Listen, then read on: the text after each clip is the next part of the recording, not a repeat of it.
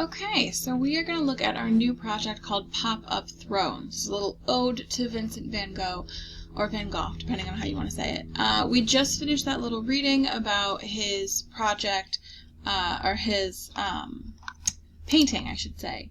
The chair. We looked at the painting of Gauguin's chair. Both of these are by Vincent van Gogh. And they were meant to be originally shown like this, side by side, so that they're looking at each other. And they're meant to be a self-portrait of these people and representing the people. So we're going to do something very similar in that we are going to make chairs in a situation that represent us.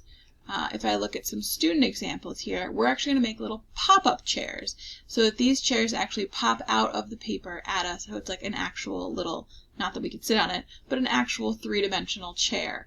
It gets to be in the style that you choose. So it's something that represents you, relates to you. You'll have to make a flooring and a wall and little other things around your picture in order to represent you and make it personal to you, just like Van Gogh made one personal to him and one personal to Gauguin. We can look at some more student examples through here. You can pay attention to some of them have brick floors and some of them have tiled floors and some of them are more like carpet floors. Some of them are completely random and they're made up.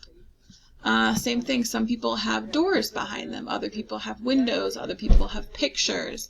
You get to choose what you are going to put into your throne room, basically. The first step is that you are going to have to draw a rectangle that touches the fold of a paper. So I guess actually I should add the first step is to fold a piece of paper. And you want to draw it straight up from the edge. You're then going to cut all of those little vertical lines that go straight up, but not cutting across. You're just going to fold on the lines that go across. So everything horizontal or side to side should be folded. So it has a nice crease on it. So that when you open it, you can use your finger to pop it forward. And it'll make your little seat coming out of the paper. You can then design whatever you want around that chair, and when you design it while it's laying flat, and then when you pop it forward, you'll actually be able to see your whole space. There is a little empty space, speaking of space, and it's this little bit like right in here underneath the chair. In the last one, you can see they just left it blank. We're not going to do that. That looks unfinished. So you're actually going to have a second piece of paper, which is just that little bit that is not being inside, that's being taken up by the chair coming out. You're going to fill that in, color it in the same way it is with everything else around you, and then we'll glue those two sheets of paper together so that you can't even tell that there was a gap there. What I want you to focus on now is going to be picking your theme. So what is the style, what is the stuff of the chair that makes it seem like you? So this can be the actual style of the chair. Do you have a really thin folding chair? Do you have a super heavy durable chair? Like, what is your style? What do you like? Also, the things that are around your chair.